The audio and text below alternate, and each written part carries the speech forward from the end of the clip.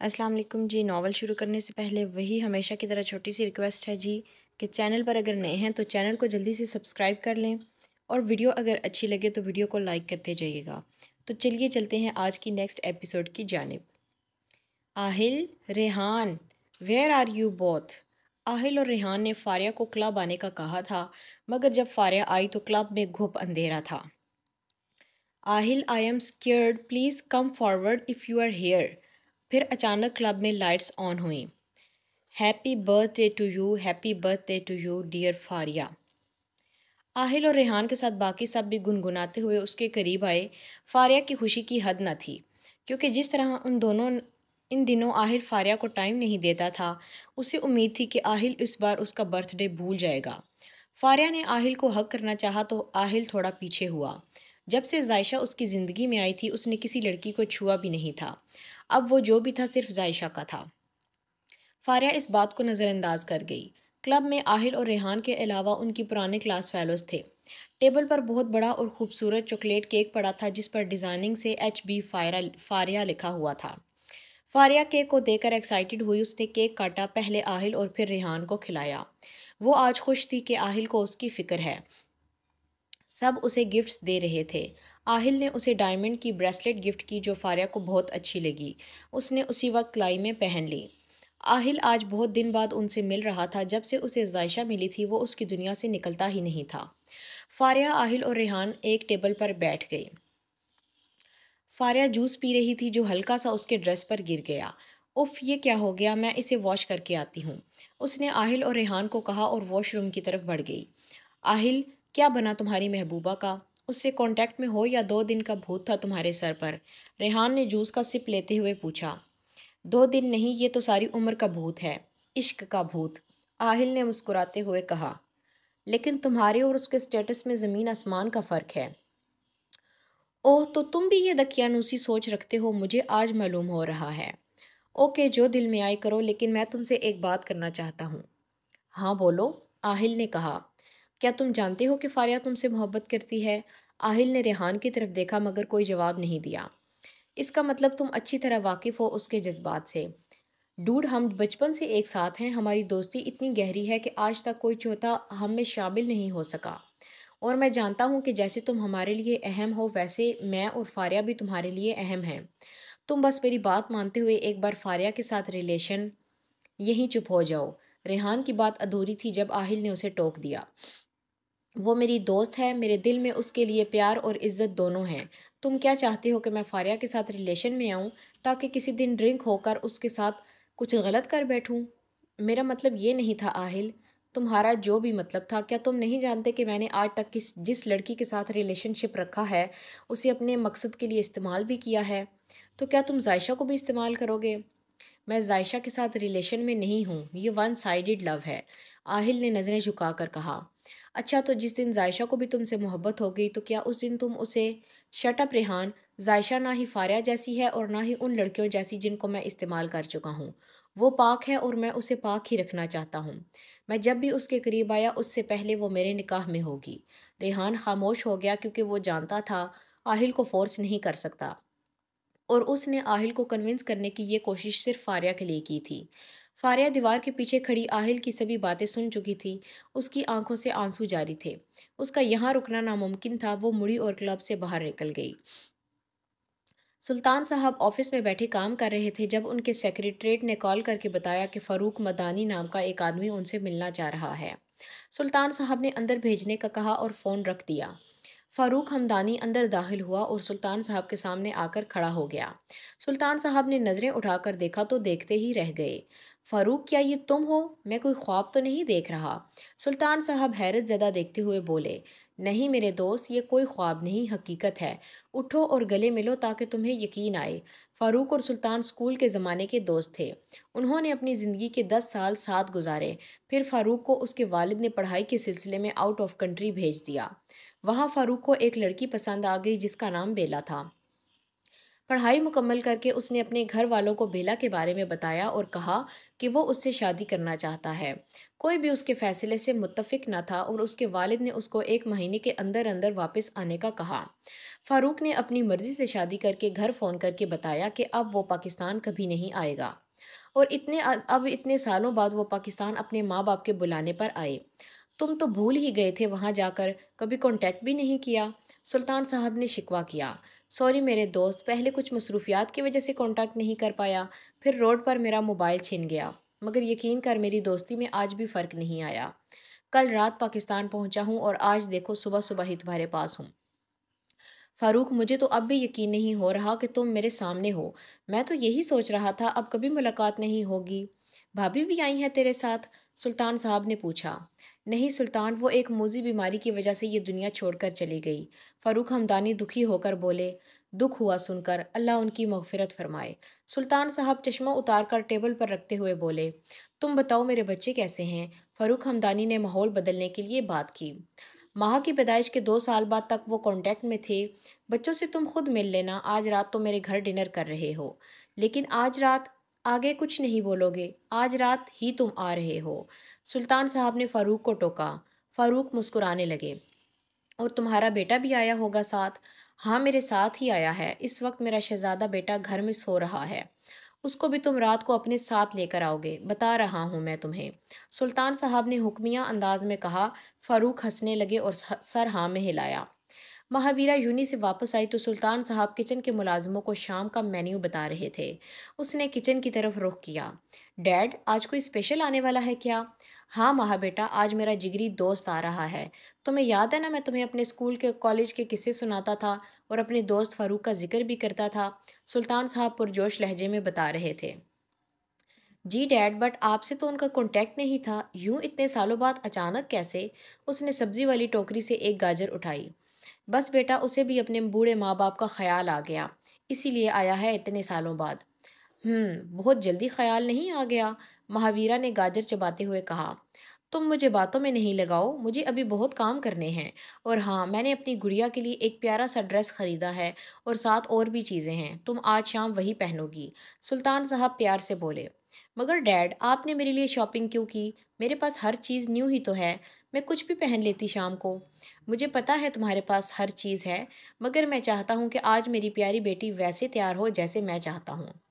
Okay dad, no problem, मैं देखती हूँ जाकर। वो किचन से निकलकर सीढ़ियाँ चढ़ती हुई कमरे में दाखिल हुई।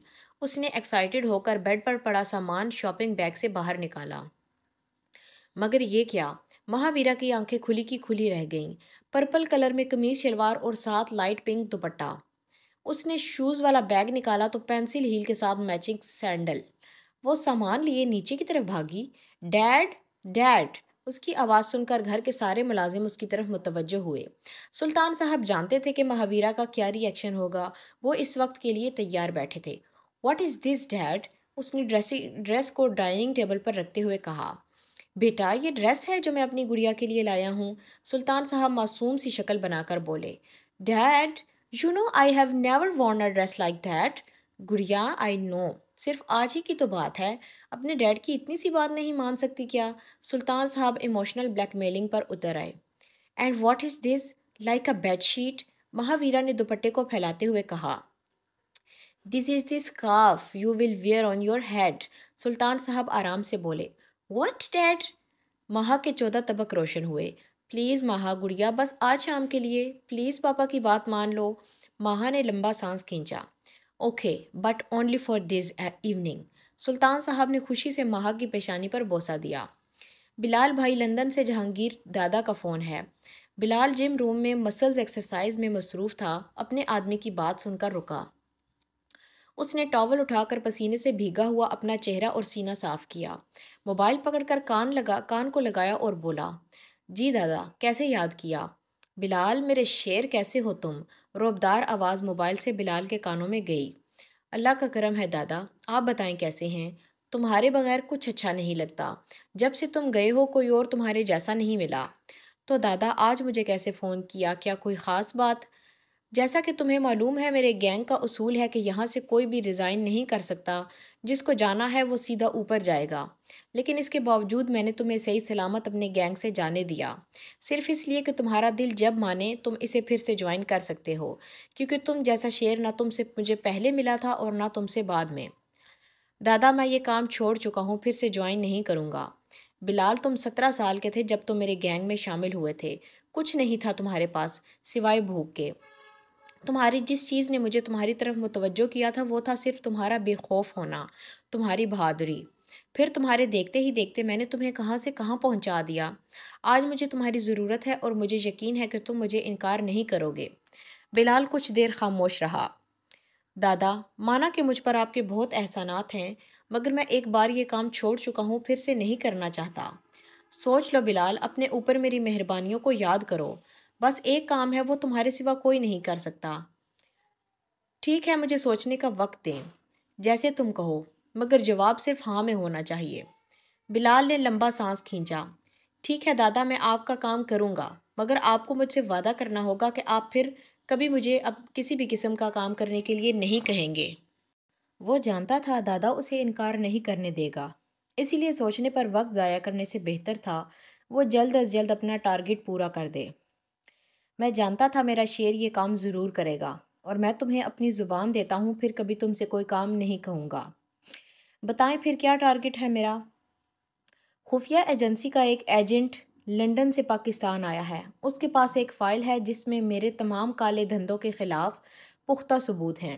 سب سے پہلے وہ اوریجنل فائل پاکستان کی ایجنسی کو دینے کے بعد اس کی فوٹو کاپی یہاں لندن کی ایجنسی کو دے گا تاکہ میرے یہاں سے بھی اریسٹ وارنٹ جاری ہو جائیں۔ اگر وہ اپنے مقصد میں کامیاب ہو گیا تو میری زندگی کی ساری محنت پر پانی پھر جائے گا۔ یہ کام میں کسی اور کو بھی کہہ سکتا تھا، لیکن تمہیں کہنے کی بڑی وجہ یہ ہے کہ وہ لڑکا تمہاری ہی طرح کا ہے، اسے موت سے ڈر نہیں لگتا۔ وہ بڑے سے بڑے گینگز کا پردہ آسانی سے فاش کر چکا ہے، وہ عقاب کی نظر رکھتا ہے، اسے مات دینا آسان کام نہیں۔ میں چاہتا ہوں تم فائل کے ساتھ اسے بھی ختم کر دو، نہ رہے گا سانپ اور نہ بجے گی بانسری۔ کیا نام ہے اس کا؟ بلال نے پوچھا۔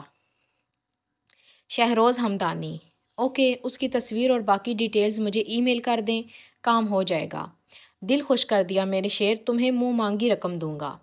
نہیں دادا، اس بار میں رقم نہیں لوں گا، میں یہ کام کر کے اپنے اوپر آپ کے احسانوں کو اتارنا چاہتا ہوں۔ ٹھیک ہے بلال، اس کام کے بعد تم اپنے راستے میں اپنے راستے۔ ٹھیک ہے دادا۔ یہ کہتے ہوئے اس نے کال ڈسکنیکٹ کی اور کچھ سوچتے ہوئے بالوں میں ہاتھ پھیرنے لگا۔ ساتھ ہی اس کی موبائل رنگ ہوئی۔ اس نے اٹھا کر دیکھا تو شہروز ہمدانی کی تصویر اور باقی ڈیٹیلز تھیں۔ رات کے 8 بجے فاروق ہمدانی اور اس کا بیٹا سلطان صاحب کے گھر پہنچے۔ سلطان صاحب ان کے استقبال کے لیے لان میں ہی موجود تھے۔ ڈرائیور نے گیٹ کھولا، انہوں نے گاڑی پارک کی۔ فاروق ہمدانی گاڑی سے نکلے۔ خوش آمدید میرے دوست۔ سلطان صاحب فاروق ہمدانی کے گلے ملے۔ بیٹا نہیں آیا تمہارا؟ سلطان صاحب نے سوال کیا۔ آیا ہے نا، فاروق ہمدانی بولے۔ اس نے گاڑی کے باہر پاؤں رکھا، اس کے برانڈڈ بلیک شوز لان میں لگی لائٹس کی روشنی میں چمک رہے تھے۔ وہ باہر نکلا اور اپنا کوٹ درست کیا۔ اس کی پرسنالٹی باروب تھی۔ وہ ایک ایک قدم اٹھاتا سلطان صاحب کی طرف آیا۔ اس نے ہینڈ شیک کے لیے سلطان صاحب کے آگے ہاتھ بڑھایا۔ Hello myself Shehroz Hamdani. اس نے hello myself Shehroz Hamdani.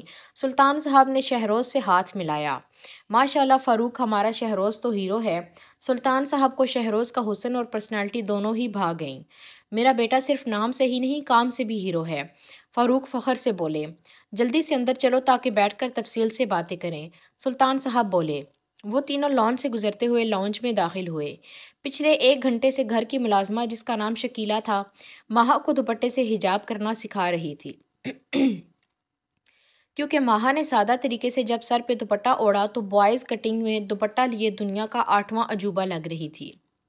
Of what the hell, میں نہیں لینے والی یہ بیڈ شیٹ۔ ماہا 1 گھنٹے سے مسلسل ناکام کوشش سے تنگ آ گئی۔ بی بی جی مہمان آ گئے ہیں۔ دروازے پہ دوسری ملازمہ آ کر بولی۔ کیا آ بھی گئے؟ اب میرا کیا ہوگا؟ ڈیڈ، آپ نے مجھے یہ کس مشکل میں ڈال دیا؟ وہ اپنا سر پکڑ کر ڈریسنگ ٹیبل کے آگے بیٹھ گئی۔ بی بی جی میں آپ کا دوپٹہ سیٹ کر دیتی ہوں، مگر اب آپ اپنے دوپٹے کو ہاتھ مت لگانا، پھر ہی میں کر سکوں گی۔ شکیلا نظریں جھکائے بولی کیونکہ اب تک اس کی تمام کوششیں مہاویرا نے ہی اپنے ہاتھ چلا چلا کر ناکام کی تھی۔ تو تمہیں لگتا ہے اب تک میری وجہ سے یہ سیٹ نہیں ہوا؟ مہاویرا ایک آئی برو اچکا کر بولی۔ نہیں بی بی جی، ایسا تو نہیں، میں نے نہیں کہا۔ چلو کرو سیٹ، مہا چڑ کر بولی۔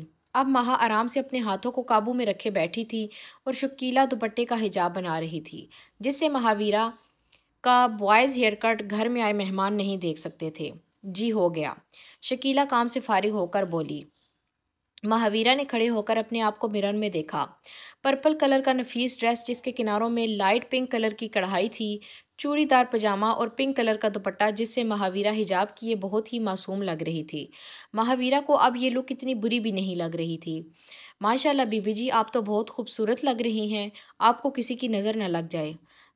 میں آخر مہاویرا سلطان ہوں، میں کچھ بھی پہن لوں خوبصورت ہی لگوں گی۔ وہ مغرور سی چال چلتی ہوئی کمرے سے باہر نکلی۔ لاؤنج میں ہنسنے کی آوازیں گونج رہی تھیں۔ اسے وہاں اپنے ڈیڈ کے علاوہ 2 لوگ بیٹھے دکھائی دیے۔ ڈیڈ نے تو کہا تھا کہ ان کے دوست آ رہے ہیں، مگر یہ ساتھ میں کون ہے؟ وہ سوچتی ہوئی سیڑھیاں اتر چکی تھی۔ آؤ آؤ مہا بیٹا، سلطان صاحب نے خوشی سے مہا کو بلایا۔ مہا نے پہلی بار لڑکیوں جیسی ڈریسنگ کی تھی۔ ان کو اس لباس میں مہا بہت پیاری لگی۔ مہا چلتی ہوئی ان کے قریب پہنچی۔ فاروق، یہ ہے میری بیٹی مہاویرا۔ ماشاءاللہ، بہت پیاری ہے، شہزادی ہے بالکل۔ فاروق مہاویرا کے سر پر ہاتھ رکھتے ہوئے بولے تو مہا مسکرائی۔ مہاویرا، یہ ہے میرا بیٹا شہروز ہمدانی۔ مہا نے اس کی طرف دیکھا۔ صاف رنگ، ہلکی بڑی شیو، چمکتی آنکھیں اور بلیک بالوں کو ایک سائڈ سیٹ کیے ہوئے وہ شخص بلیک پینٹ کوٹ میں ملبوس صوفے پر ٹانگ رکھے بیٹھا تھا۔ اس نے مہاویرا کی طرف دیکھا اور کھڑا ہوا۔ ہائے! اس نے مہا کی نیلی آنکھوں میں دیکھتے ہوئے ہاتھ آگے بڑھایا۔ چونکہ مہاویرا حلیے سے آج ستی ساوتری بنی تھی تو اس نے سوچا کیوں نہ کام بھی ستی ساوتریوں والے کیے جائیں۔ السلام علیکم، مہاویرا بولی تو سلطان صاحب نے آنکھیں پھاڑے مہاویرا کو دیکھا، کیونکہ وہ تو ان کے لاکھ ڈانٹنے پر بھی ہمیشہ ہائی فائی ہی کرتی تھی۔ وعلیکم السلام، جواب دیتے ہوئے شہروز نے اپنا جو ہاتھ آگے بڑھایا تھا مسکراتے ہوئے پیچھے کر لیا۔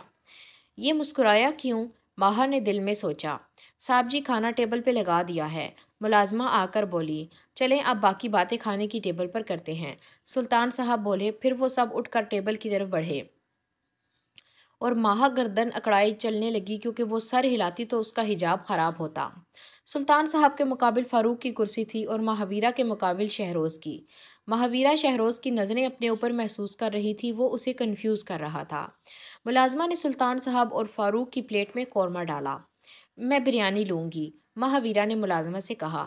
اور میں بھی، شہروز مہا کو دیکھ کر بولا۔ مہا نے اس کی طرف دیکھا، وہ چمکتی آنکھوں سے اسے دیکھ رہا تھا۔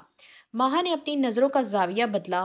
بھائی سلطان، تم نے اپنی بیٹی کو بہت اچھے طور طریقے سکھائے ہیں، ورنہ آج کل تو فرق ہی معلوم نہیں ہوتا لندن کی لڑکی اور پاکستان کی لڑکی میں۔ دیکھو ماشاءاللہ کتنے سلیقے سے دوپٹہ لیا ہے۔ ہاں ہاں، ایسا ہی ہے، سلطان صاحب دل ہی دل میں شرمندہ ہوئے۔ اور آج کل ایک اور فیشن چل پڑا ہے کہ لڑکے لڑکیاں بنے پھرتے ہیں اور لڑکیاں لڑکے بن گئے ہیں۔ مہاویرا نے بریانی کا پہلا چمچ ہی منہ میں رکھا تھا کہ فاروق کی بات سن کر اس کو کھانسی لگ گئی۔ ارے مہا بیٹے، پانی پیو، شہروز پانی دو مہا کو، فاروق بولے۔ شہروز نے پانی کا گلاس مہا کی طرف بڑھایا۔ گلاس پکڑتے ہوئے مہا کی نظریں شہروز کی نظروں سے ملی، وہ اپنی مسکراہٹ دبا رہا تھا۔ مہا نے پانی پی کر خود کو نارمل کیا۔ اسے دل ہی دل میں شہروز پر غصہ آ رہا تھا کہ وہ کیوں اس کی طرف دیکھ کر ایسے ہنس رہا ہے، جیسے اس نے مہا کی کوئی چوری پکڑ لی ہو۔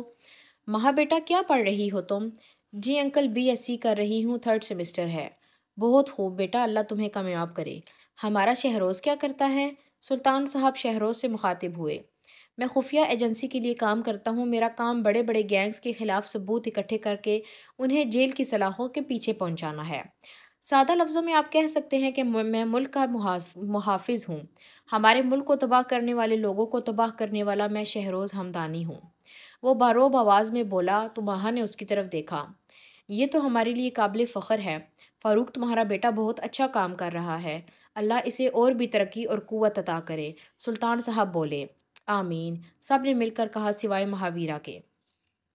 آدھے گھنٹے تک وہ سب کھانا کھانے کے ساتھ ساتھ باتیں کرتے رہے اور مہاویرا کو شہروز کی چمکتی آنکھوں اور مسکراتے ہونٹوں نے مسلسل کنفیوز کیا۔ کھانے سے فری ہونے کے بعد مہا کا دل کیا کہ وہ اپنے کمرے میں بھاگ جائے، مگر وہ ایسی کوئی بھی حرکت نہیں کرنا چاہتی تھی جس کی وجہ سے اس کے ڈیڈ شرمندہ ہوتے۔ بھائی سلطان، اب ہمیں چلنا چاہیے، 10 بج گئے ہیں۔ اور ایک ضروری بات، اب تمہیں مہا بیٹی کو لے کر ہمارے گھر آنا ہوگا دعوت پہ۔ فاروق صاحب کے بولنے کی دیر تھی کہ مہا نے آنکھیں بڑی کیں، جسے شہروز نے نوٹ کیا۔ مہا کی نظر شہروز پر پڑی تو وہ پھر سے اسے مسکراہٹ دبانے کے انداز میں دیکھ رہا تھا۔ مہاویرا کو اب غصہ آنے لگا۔ اس سے پہلے کہ وہ شہروز کو کچھ کہتی، فاروق بول پڑے، ٹھیک ہے سلطان، اپنا اور بچوں کا خیال رکھنا، اللہ حافظ۔ شاید آپ کچھ بھول گئی ہیں، شہروز مہا کے پاس سے گزرتا ہوا اس کے کان میں بولا۔ وہ گاڑی کی ڈرائیونگ سیٹ پر بیٹھا تو مہا کو مسکرا کر دیکھا۔ مہاویرا اسے سوالیہ نظروں سے دیکھتی رہی کہ کیا مطلب تھا اس کی بات کا۔ گاڑی گھر سے باہر نکلی تو واچ مین نے گیٹ بند کیا۔